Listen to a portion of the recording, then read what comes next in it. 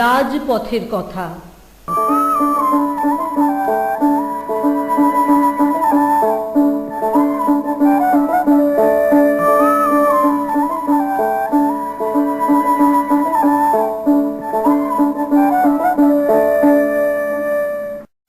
আমি রাজপথ।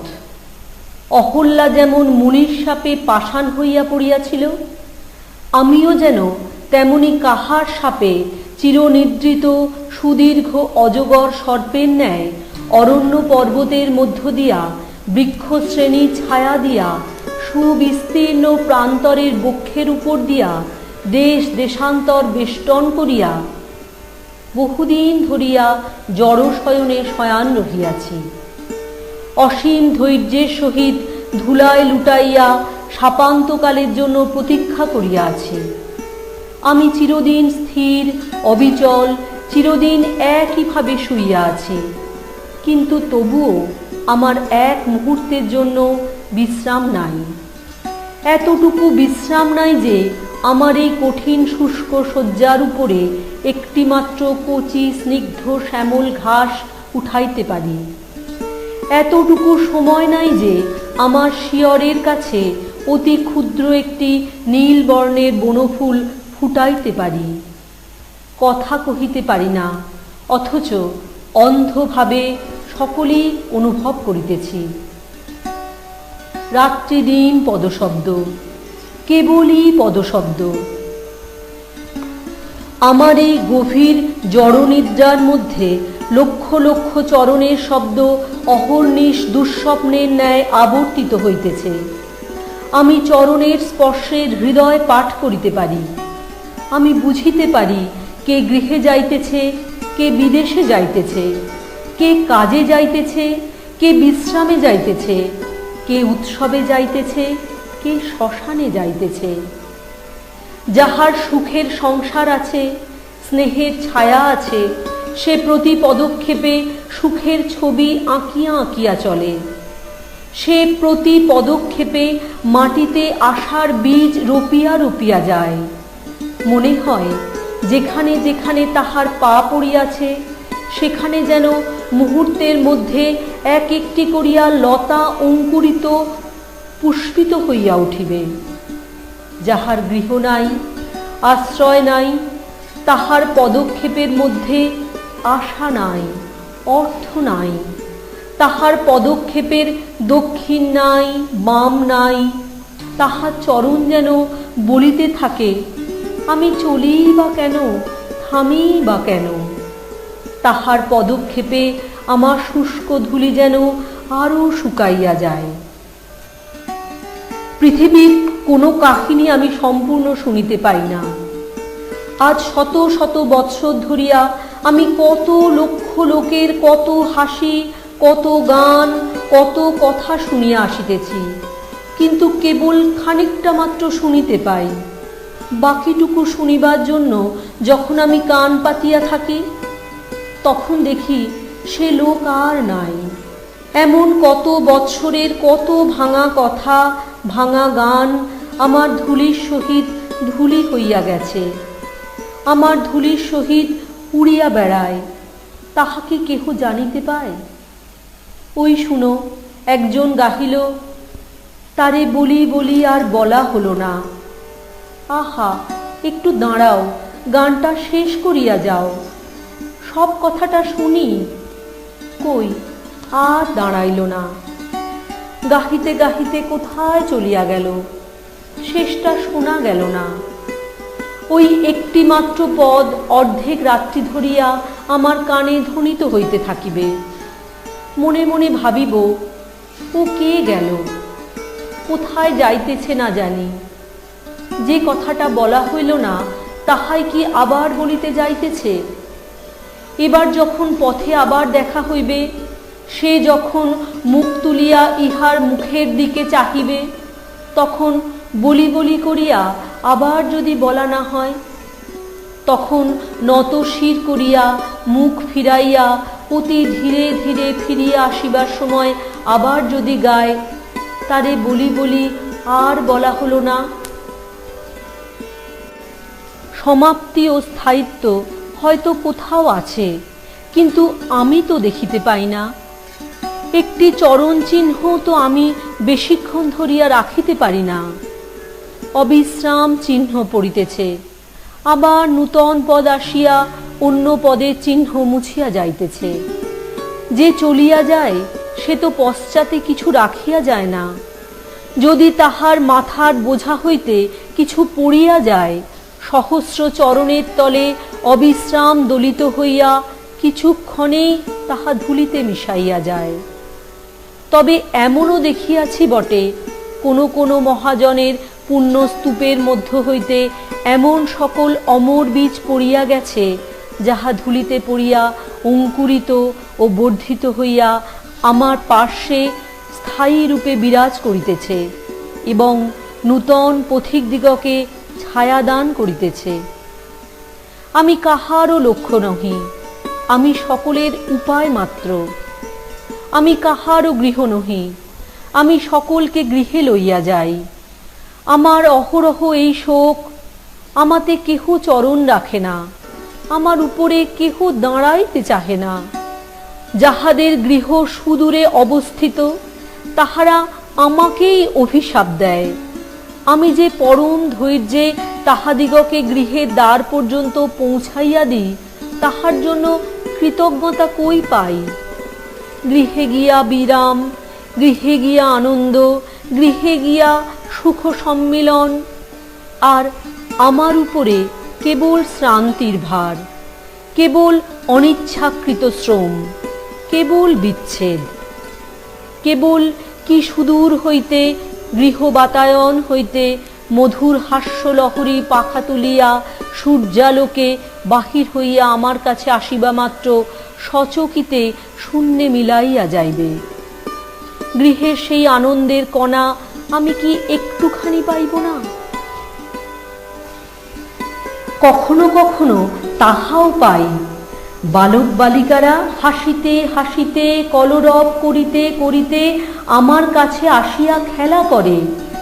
তাহাদের গৃহের আনন্দ তাহারা পথে লইয়া আসে। তাহাদের পিতার আশীর্বাদ, মাতার স্নেহ গৃহ হইতে বাহির হইয়া পথের মধ্যে আসিয়াও যেন গৃহ রচনা করিয়া দেয়। আমার ধুলিতে তাহারা স্নেহ দিয়া যায়, আমার ধুলিকে তাহারা রাশীকৃত করে ও তাহাদের ছোট ছোট হাতগুলি দিয়া সেই স্তূপকে মৃদু মৃদু আঘাত করিয়া পরম স্নেহে ঘুম পাড়াইতে চায়। বিমল হৃদয় লইয়া বসিয়া বসিয়া তাহার সহিত কথা কয়। হায় হায়, এত স্নেহ পাইয়াও সে তাহার উত্তর দিতে পারে না। ছোট ছোট কোমল পাগুলি যখন আমার উপর দিয়া চলিয়া যায়, তখন আপনাকে বড় কঠিন বলিয়া মনে হয়। মনে হয় উহাদের পায়ে বাজিতেছে। কুসুমের দলের ন্যায় কোমল হইতে সাধ যায়। রাধিকা বলিয়াছেন, যাহা যাহা অরুণ চরণ চলি যাতা, তাহা তাহা ধরণী হইয়ে মধু গাতা। অরুণ চরণগুলি এমন কঠিন ধরণীর উপরে চলে কেন? কিন্তু তা যদি না চলিত, তবে বোধ করি কোথাও শ্যামল তৃণ জন্মিত না। প্রতিদিন যাহারা নিয়মিত আমার উপরে চলে, তাহাদিগকে আমি বিশেষ রূপে চিনি। তাহারা জানে না তাহাদের জন্য আমি প্রতীক্ষা করিয়া থাকি। আমি মনে মনে তাহাদের মূর্তি কল্পনা করিয়া লইয়াছি। বহুদিন হইল এমনই একজনকে তাহার কোমল চরণ দুখানি লইয়া প্রতিদিন অপরাহ্নে বহুদূর হইতে আসিত। ছোট দুটি নূপুর রুনুঝুনু করিয়া তাহার পায়ে কাঁদিয়া কাঁদিয়া বাজিত। বুঝি তাহার ঠোঁট দুটি কথা কহিবার ঠোঁট নহে। বুঝি তাহার বড় বড় চোখ দুটি সন্ধ্যার আকাশের মতো বড় ম্লানভাবে মুখের দিকে চাহিয়া থাকিত। যেখানে ওই বাঁধানো বটগাছের বাম দিকে আমার একটি শাখা লোকালয়ের দিকে চলিয়া গেছে, সেখানে সে শ্রান্ত দেহে গাছের তলায় চুপ করিয়া দাঁড়াইয়া থাকিত। আর একজন কে দিনের কাজ সমাপন করিয়া অন্য মনে গান গাহিতে গাহিতে সেই সময়ে লোকালয়ের দিকে চলিয়া যাইত। সে বোধ করি কোনো দিকে চাহিত না, কোনোখানে দাঁড়াইত না, হয়তো বা আকাশের তারার দিকে চাহিত, তাহার গৃহের দ্বারে গিয়া পূরবী গান সমাপ্ত করিত। সে চলিয়া গেলে বালিকা শ্রান্ত পদে আবার যে পথ দিয়া আসিয়াছিল সেই পথে ফিরিয়া যাইত। বালিকা যখন ফিরিত তখন জানিতাম অন্ধকার হইয়া আসিয়াছে। সন্ধ্যার অন্ধকার হিমস্পর্শ সর্বাঙ্গে অনুভব করিতে পারিতাম। তখন গোধূলির কাকের ডাক একেবারে থামিয়া যাইত। পথিকেরা আর কেহ বড় চলিত না। সন্ধ্যার বাতাসে থাকিয়া থাকিয়া বাঁশবন ঝরঝর ঝরঝর শব্দ করিয়া উঠিত। এমন কতদিন, এমন প্রতিদিন সে ধীরে ধীরে আসিত, ধীরে ধীরে যাইত। একদিন ফাল্গুন মাসের শেষাশিশি অপরাহ্নে যখন বিস্তর আম্রমুকুলের কেশর বাতাসে ঝরিয়া পড়িতেছে, তখন আর একজন যে আসে সে আর আসিল না। সেদিন অনেক রাত্রে বালিকা বাড়িতে ফিরিয়া গেল। যেমন মাঝে মাঝে গাছ হইতে শুষ্ক পাতা ঝরিয়া পড়িতেছিল, তেমনি মাঝে মাঝে দুই এক ফোঁটা অশ্রুজল আমার নিরস্তপ্ত ধূলির উপরে পড়িয়া মিলাইতেছিল। আবার তাহার পরদিন অপরাহ্নে বালিকা সেইখানে সেই তরুতলে আসিয়া দাঁড়াইল, কিন্তু সেদিনও আর একজন আসিল না। আবার রাত্রে সে ধীরে ধীরে বাড়ি মুখে ফিরিল। কিছু দূরে গিয়া আর সে চলিতে পারিল না। আমার উপরে, ধূলির উপরে লুটাইয়া পড়িল। দুই বাহুতে মুখ ঢাকিয়া বুক ফাটিয়া কাঁদিতে লাগিল। কে গামা, আজি এই বিজন রাত্রে আমার বক্ষেও কি কেহ আশ্রয় লইতে আসে? তুই যাহার কাছ হইতে ফিরিয়া আসিলি সে কি আমার চেয়েও কঠিন? তুই যাহাকে ডাকিয়া সাড়া পাইলি না সে কি আমার চেয়েও মূক? তুই যাহার মুখের পানে চাহিলি সে কি আমার চেয়েও অন্ধ? বালিকা উঠিল, দাঁড়াইল, চোখ মুছিল, পথ ছাড়িয়া পার্শ্ববর্তী বনের মধ্যে চলিয়া গেল। হয়তো সে গৃহে ফিরিয়া গেল, হয়তো এখনো সে প্রতিদিন শান্ত মুখে গৃহের কাজ করে, হয়তো সে কাহাকেও কোনো দুঃখের কথা বলে না। কেবল একদিন সন্ধ্যাবেলায় গৃহের অঙ্গনে চাঁদের আলোতে পা ছড়াইয়া বসিয়া থাকে, কেহ ডাকিলেই আবার তখনই চমকিয়া উঠিয়া ঘরে চলিয়া যায়।